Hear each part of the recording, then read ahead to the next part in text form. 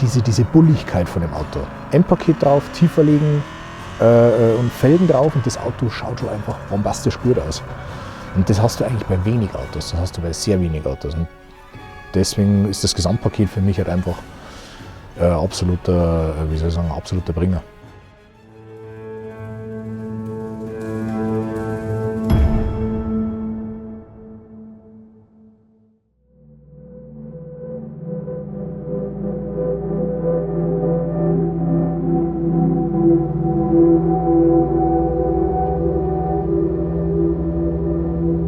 Es gibt Spiele auf dem Super Nintendo, die wirst du nicht kennen, die kennt keine alte andere Sau. Das sind so Sachen, die hießen Test Drive oder irgendwie, ich weiß gar nicht mehr selber, wie das hieß. Und da gab es mal ein Spiel, da hattest du Tuning-Möglichkeiten bei so Zukunftsautos, wo du irgendwelche Nuklearmotoren in die Autos einbauen konntest und so weiter. Und da hat es eigentlich angefangen, dass ich richtig Bock auf das gekriegt habe. Auch wenn du die ganzen damals schon bei Manta Manta die Autos irgendwo gesehen hast, wenn du im Bereich der eigenen Familie, meine Mutter hat ja auch ein bisschen hergerichtete Autos gehabt, wenn du da in der Umgebung die Leute gesehen hast mit die restaurierten und hergerichteten Capris, 1er Golf, 2er Golf, das ist einfach hängen geblieben. Ex-Freund von meiner Mutter, der hat einen Dodge Ram, erste Generation gehabt, auch höher gelegt, mit dem waren wir dann in Schweden oder Dänemark, keine Ahnung, ich war 4. Und das hat einen geprägt. Da kannst du ausgebildet sein wie sonst noch mal was, da kannst du Bildung haben wie Sau, wenn du das einmal drin hast, das kriegst du nicht mehr raus. Also servus, ich bin der Michi aus Niederbayern, aus Kalteneck in der Nähe von Passau. Und ich fahre einen BMW E39 mit leichten Modifikationen.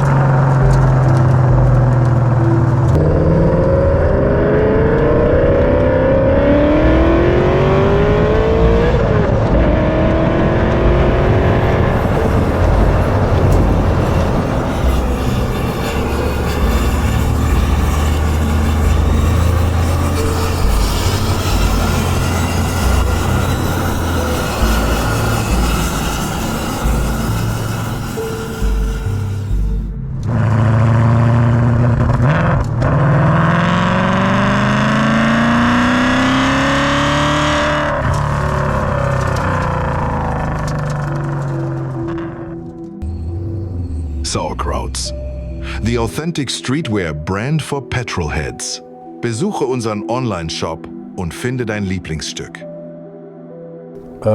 Ich habe schon mehrere BMWs durch, aber die Liebe zum E39 ist durch meinen Großvater entstanden, der leider dieses Jahr verstorben ist. Aber der hat früher immer Ford Scorpio und sowas gefahren und wir haben damals immer so ein Ding gehabt, ich bin halt die ersten 7 Jahre meines Lebens im Ruhrgebiet aufgewachsen und dann ab meinem 8. Lebensjahr war ich in Bayern.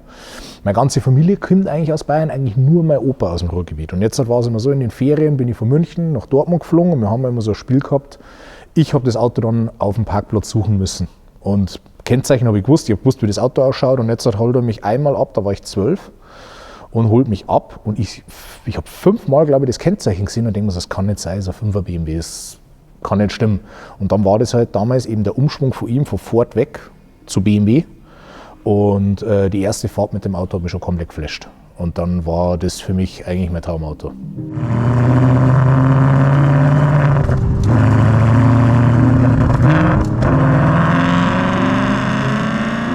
Ich habe eigentlich schon immer gesucht. Bin mehrere E36 und E30 davor gefahren, auch teilweise getuned. Ich habe schon meinen E36 D28 gehabt, den ich komplett umbaut gehabt habe. Eher schlecht als recht, aber damals, was man in der Lehre halt so gemacht hat. Nachdem ich das Ding aufs Dach gelegt habe und dann nochmal einen Jobwechsel gehabt habe, habe ich mir gedacht, jetzt brauche ich ein vernünftiges Alltagsauto und habe mir halt nach einem Diesel gesucht. Und dann kam mir halt sehr günstig dieser 530 Diesel in die Finger. Damals war er eben noch Saphir Schwarz Metallic, hat M-Paket drauf gehabt und war unter 10.000 € mit angeblich 68.000 Kilometer, was absoluter Bullshit war, das war mir damals schon klar, aber die Dinger laufen, das Ding ist super gefahren, er war für den Preis gut beieinander und ich habe mir gedacht, okay, dann wird das jetzt.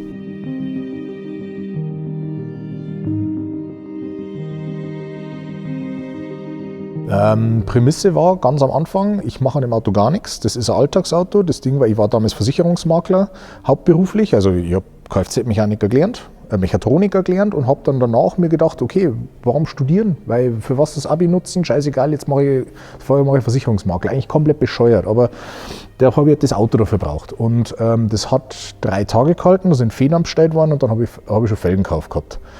Und so hat das halt dann immer weiter zugenommen. Also wie gesagt, die Farbe ist ja auch ein absoluter Zufall. Ich wollte meinen damaligen M3 eigentlich in der Farbe lackieren, besser gesagt in einer ähnlichen Farbe, weil wir eine Lasur gehabt haben, die schlecht geworden wäre. Und dann haben wir gesagt, okay, der M3 ist bei Weitem noch nicht fertig oder irgendwie in der Nähe, dass wir den lackieren lassen, dann machen wir es doch auf den 5er, dann wird er als Alltagsauto orange. Und nachdem mich dann der Lackierer angerufen hat, 3 Tage später, und hat gesagt, ja okay, ich habe jetzt deine 7 Liter Lasur aufgebraucht, ich bräuchte jetzt nochmal 7, 8 Liter. Und dann habe ich gesagt, habe ich nicht mehr, warum? Ja, ich habe jetzt die Einstiege geschafft. Und dann sind wir eben auf diese Farbe umgeschwenkt. Und so hat es halt, es hat sich halt einfach immer weiter entwickelt. Es hat einmal einen Punkt gegeben, wo ich das Auto eigentlich verkaufen wollte. Und dann hat es halt gegeben, entweder meinen M3 verkaufen oder meine 39 verkaufen. Und der M3 ist zuerst weggegangen, also ist der 39 geblieben. Und alles andere ist halt jetzt halt einfach, wie gesagt, wie kann man richtig unverantwortlich mit Geld umgehen?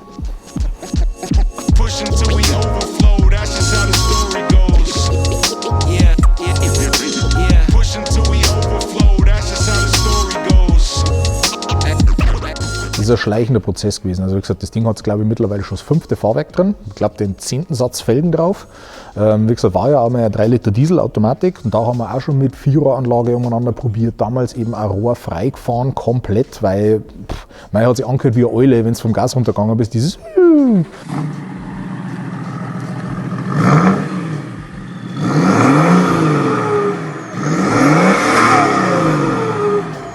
Im Endeffekt war das Auto bei uns im Passau bekannt als die Eule.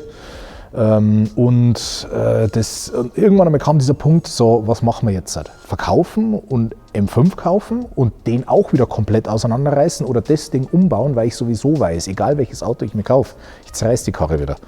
Und dann kam halt dann ja dieser Umschwung auf anderer Kabelbaum, V8-Umbau und.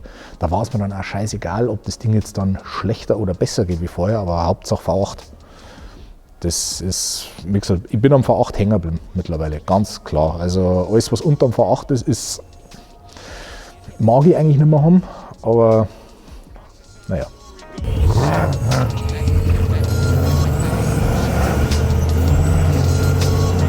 Die Leistungsangaben, die ich 100%ig sagen kann, sind bei 0,4 bar, was wir damals abgestimmt haben, waren wir bei 520 PS. Das Ding macht aber jetzt irgendwas zwischen 0,8 und 1 bar Ladedruck, je nachdem wie er Bock hat, wie der Riemen gerade passt und wie das Schubumluftventil funktioniert. Und kann derzeit keine fixe Angabe machen, aber ich sage mal, irgendwas zwischen 650 und 800 wird er haben. Ist mir persönlich aber auch schon Hupe. Das Ding läuft super, das Ding macht Spaß und teilweise, wenn es halt schön kalt ist draußen und so weiter und ich gebe Gas, dann habe ich halt Schiss beim Gas geben und das muss genauso sein. Wir haben jetzt da drin einen M62 B44 TU, also der Motor mit Vanos, dieser 4,4 Liter V8, den ich mit 0 Kilometer bekommen habe, zu einem unschlagbaren Preis. Also den Preis den werde ich jetzt auch nicht ausplaudern und auch nicht, wo ich ihn hergekriegt habe, weil das ist schon ein bisschen echt cringe.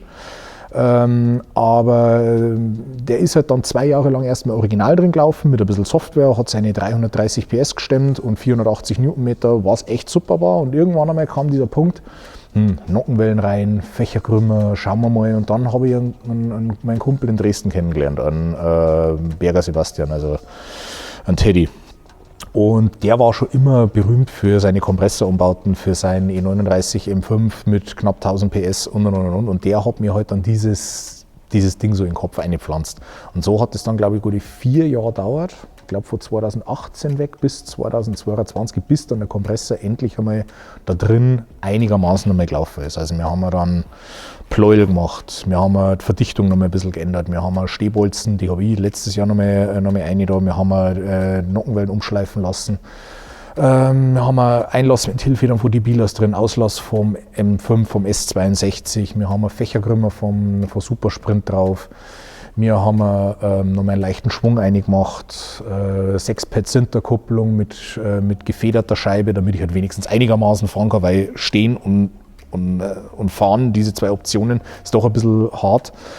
Jetzt fährt es einigermaßen vernünftig für mich.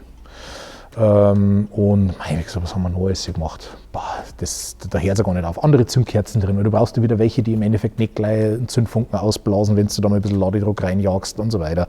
Steuerzelt nochmal anders eingestellt. Die Vanos nochmal generell überholt, auch wenn es neu war. Ich glaube, ich kann den ganzen Tag nur über den Motor erzählen.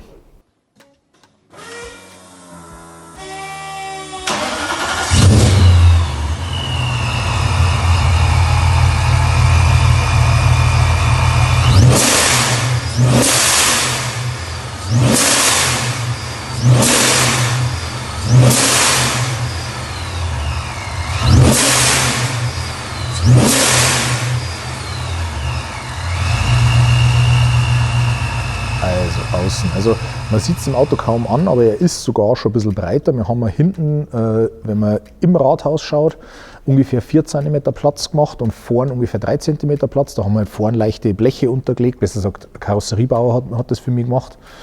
Dass man halt dann einen runden Radkasten reinkriegen, dass man halt diese 10,5er und 9,5 x 19 Felgen da reinbekommen, ohne dass da was schleift. Also das Ding ist tatsächlich rollbar, so wie er da steht. Wir haben M-Paket hat er ja schon gehabt. Da habe ich aber noch mal eine neue Heckschürze gekauft, weil ich glaube, da hatten wir 3 Leute innerhalb von 4 Jahren oder sowas draufgefahren und irgendwann einmal war das Ding einfach bloß noch da ein Stück hinkleben, da wieder zusammenhalten, da irgendwas. Und dann habe ich gesagt, nee, scheiß drauf, ich kaufe das Ding neu, fertig. Und dabei habe ich ja vorhin auch noch mal eine neue Schürze gekauft und dann auch wieder gesucht, ja, was machen wir jetzt mit der Lippe, welche Lippe bauen wir drauf. Dann habe ich früher die Hamann drauf gehabt. Die wo sehr viele in der Tuning-Szene drauf haben und ich habe gesagt, nee, will ich nicht mehr, ich will irgendwas anderes haben. Und dann habe ich mir so ein bisschen in die USA umgeschaut, weil Amis sind doch ein bisschen Freaks, was das Tuning angeht. Und dann bin ich bei DTM Fiberworks dann fündig geworden und da ist auch der Heckdiffusor her und eben die Frontlippe. Und jetzt vor einer Woche oder was habe ich jetzt noch vorne nochmal die extra Lippe unten drauf gebaut von Kerscher, die eigentlich auf die originale E39 M5 Front drauf sollte. Seitenschweller sind von Maxton, genauso wie diese Heckabschlüsse. Und weil das halt nicht ganz zum Auto gepasst hätte, so wie es halt ist, habe ich es halt dann selber nochmal mit Carbon laminiert.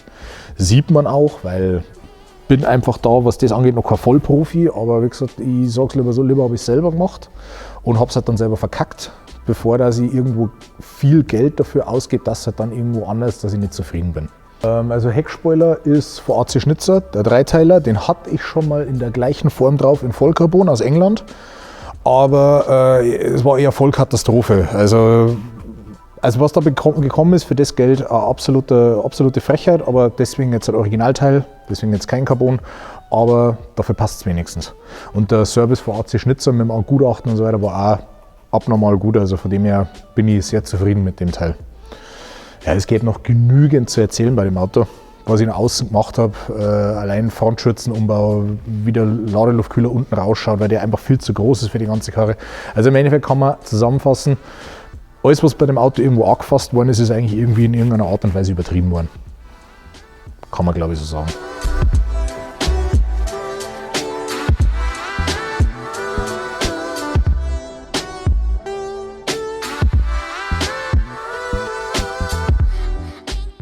Innenraum, also der jetzige Stand ist Käfig, also was heißt Käfig, Bügel von Blei.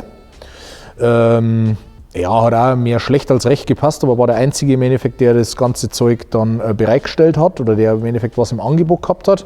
Es waren Anpassungsarbeiten nötig, aber passt, alles gut, für das sind wir Mechaniker geworden. Dann Sitze sind Recaro Poles. Mit Konsolen vom i46, auch wieder leicht angepasst, weil für den 39 gibt es natürlich wieder nichts. Das Lenkrad ist jetzt der Original C39M Lenkrad mit ein paar Carbon-Applikationen, orangene Nähte und so weiter. Und wo halt dann im Endeffekt dann sich über die Jahre das immer weiterentwickelt hat, war die Alcantara-Explosion im Innenraum. Also wir haben einmal erst beim Himmel angefangen, dann irgendwann habe ich mir eingebildet, ich brauche jetzt diese Stickerei hinten in der Hutablage. Dann haben wir angefangen eben dann mit Seitenverkleidungen. Ja, und so hat sich das halt dann entwickelt, dass die ganze Karre innen einfach vor Alcantara strotzt. Mit orangene Nähte, das war mir immer ganz wichtig, weil Orange ist einfach meine Farbe. Ich hätte am liebsten alles in Orange, auch mein Ram, aber irgendwo muss man auch mal die Kirche im Dorf lassen.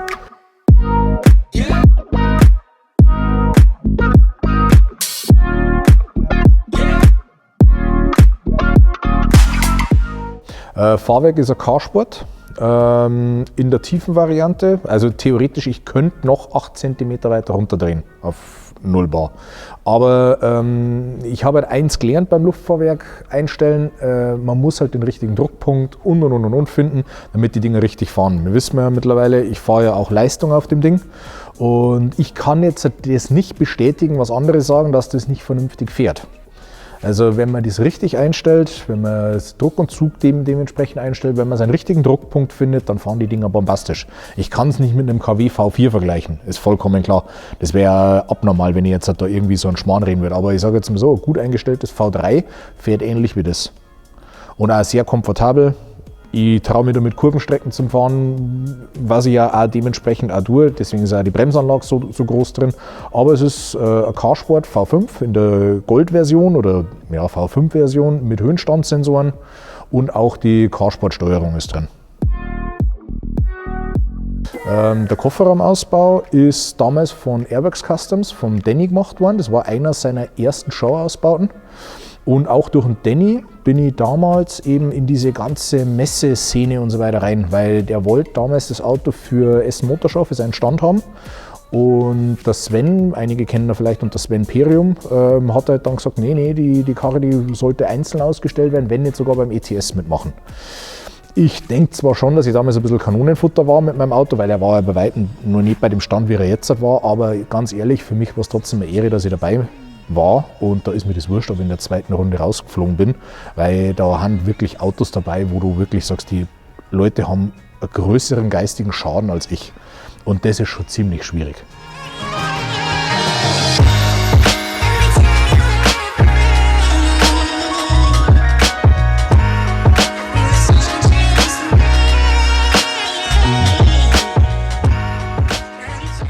Das ist vorne 6 Kolben. Mit Schwimmen gelagerte 356 mm Scheiben und hinten ist 4 Kolben mit 330 mm Scheiben, aber auch schwimmend gelagert. Und da habe ich auch mein Ding durch. Also ich habe da 2 Jahre lang das Problem gehabt, dass wenn ich Kurven dementsprechend angefahren bin, 5., 6. Kurve, bin ich mit dem Pedal durchgefallen, immer wieder probiert zu entlüften, dies, das, tralala, mehrere Beläge durchgemacht, bis ich irgendwann einmal sogar bei Rundstreckenbelägen war, die im Endeffekt nach 100 Meter Fahrt schon wieder so viel Staub abgesetzt haben, dass sich das Felgenwaschen gar nicht rendiert hat. Und schlussendlich bin ich darauf gekommen, ja, Bremsflüssigkeit. Ich habe einfach nur andere Bremsflüssigkeit gebraucht. Jetzt mittlerweile fahre ich die ATE 200, diese Rennbremsflüssigkeit, seitdem kein Stress mehr. Da hat mir einfach die Bremse so viel Hitze gemacht, dass mir die Bremsflüssigkeit zu kochen angefangen hat. Aber da musst du erst mal drauf kommen.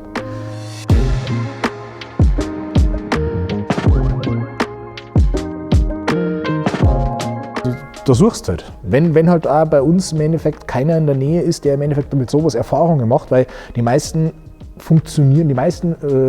geladenen oder normalen Straßenautos, die mehr Leistung haben, die funktionieren mit einer stinknormalen ATE-Bremsflüssigkeit. Das haut alles hin. Und dass ich mal jemanden frage, du, ich habe das und das Problem, die sagen dann also, ich habe noch nie das Problem gehabt, dass bei mir irgendwo das Bremspedal durchfällt. Bei meinem E39, ja ist klar. Wie viel bauen das Ding so um? Und da musst du deine eigenen Erfahrungen machen. Das ist bei vielen Sachen bei dem Auto so. Aber nein, ich sage immer so, ich wachse da dran und ich habe aber auch kein Problem damit, das gern weiterzugeben. Weil ich finde es schade, dass wir uns in der derzeitigen Szene so wenig gegenseitig unterstützen. Ich habe da kein Problem damit, ein paar Geheimnisse, die ich rausgekriegt habe, weiterzugeben, weil warum soll ich jemanden leiden lassen und ewig lang irgendwas ausprobieren, wenn ich weiß, die Scheiße habe ich schon 4-mal durch und hat nie funktioniert und das und das und das funktioniert. Also von dem her, nein, wie gesagt, leben und leben lassen.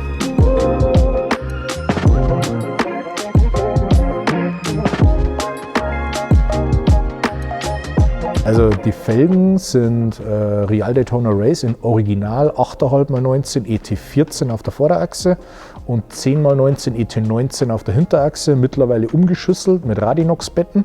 Vorne haben wir jetzt ein ET1 in einer 9,5. Und hinten ist ein 10er-halber mit einer ET6, aber wieder 5 mm Spurplatten untergelegt, weil Luxusprobleme, ansonsten steht nämlich die Felge am Bremssattel an. Die Sterne sind in Schwarzmetallic gepulvert mit goldenen Schrauben, die mittlerweile ein bisschen ausgeblichen haben. Aber das, was halt für mich das wichtigste Augenmerk ist, sind die Radinox, also die Edelstahlbetten, weil das ist wenn du nicht hast, dann bist eigentlich schon fast doof, weil du kannst dreiteilige Felgen nicht weniger putzen als die. Da gehe ich mit dem Wasser drüber, Schwamm drüber, die Dinger glänzen. Die Dinger poliere ich einmal im Jahr, alles gut. Ich habe die Dinger seit einem Dreivierteljahr nicht mehr poliert und die glänzen einfach, als ob du das neu aus der Verpackung rausnimmst. Da kannst du mit keiner Alufelge mithalten. Und da muss ich sagen, also wie gesagt, egal welche Felge das ich mir in Zukunft hole, kriegen Edelstahlbetten, fertig.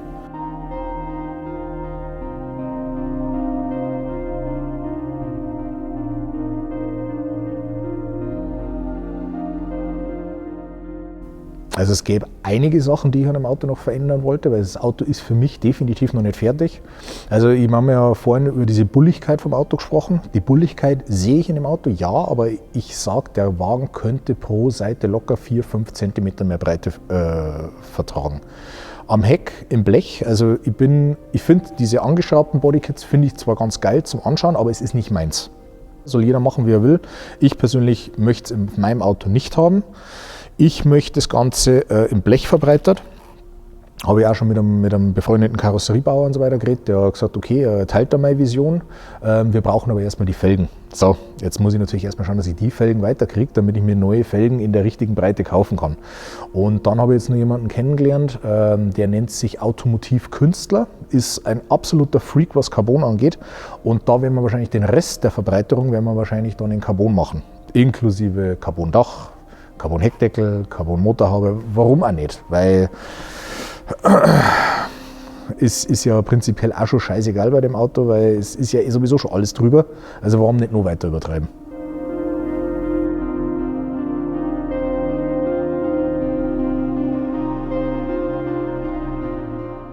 Ich möchte mich auf alle Fälle noch bei einigen Leuten bedanken, vor allem bei meiner Familie, die halt diesen ganzen Wahnsinn die letzten 14 Jahre mitgemacht hat.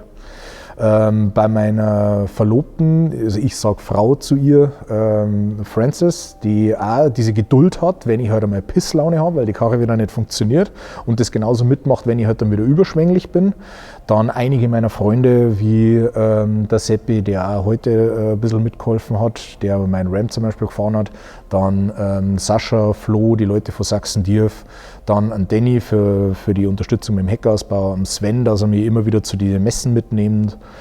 Es gibt so viele Leute, ich glaube, die kann ich jetzt gar nicht jetzt auf einen Schlag zusammenfassen. Ich hoffe, jeder, den ich jetzt nicht erwähnt habe, weißt du, ist jetzt nicht beleidigt, sondern ich sage mal so, es gibt sehr viele Leute, denen ich dankbar bin und wo ich mich immer wieder freue, weißt du, wenn ich die auf Messen sehe oder wenn ich die irgendwo so irgendwie über Insta oder sowas erreiche, weil es ist mittlerweile halt einfach schwierig, Leute zu finden, die halt das Verständnis für sowas genauso haben wie man selbst, ohne dass man immer irgendwo neidisch auf jemanden ist. Und genau für die Leute, sage ich jetzt mal, würde ich ja die Hand ins Feuer legen, weil die halt immer wieder, wenn man was braucht, auch da sind. Und es ist zwar, wir alle haben unseren Terminkalender, die meisten, die ich halt dann irgendwo bei solchen Sachen habe, wie zum Beispiel ein sehr guter Freund von mir, der Daniel Eckbauer zum Beispiel, der macht mir auch immer wieder irgendwas, wenn ich spezielle Sachen geschweißt haben muss, die wo ich selber nicht schweißen kann, die baut mir er wieder. Dann der Michi bei uns aus dem Nachbarort, der hat auch wieder eine CNC-Drehmaschine, wenn ich dann wieder mit irgendeinem abgespaceden Zeug daherkomme und sage, ja okay, passt, kann ich da MPU oder sonst irgendwas drehen. Und das sind die Sachen, die eben das Ganze ausmachen. Ohne diese Leute würde das ganze Projekt gar nicht leben. Weil ich kann mich sonst wie anstrengen, aber ich kann keinen 3D-Drucker betreiben, da bin ich einfach zu blöd dazu. Ich kann in gewisser Weise wegschweißen, ja, aber das hört halt dann bei Auspuffbau und so weiter auf. Also alles, was jetzt irgendwie mit Aluschweißen zum tun hat, das schaut bei mir aus wie ein modernes Kunstwerk. Und da brauche ich halt dann doch ein paar Leute. Aber wie gesagt, ich denke mal, das ist immer ein schönes Geben und Nehmen, weil die brauchen dann doch immer wieder was von mir. Und solange das der Fall ist, ist es doch alles eine schöne Sache, wenn man sich gegenseitig helfen kann.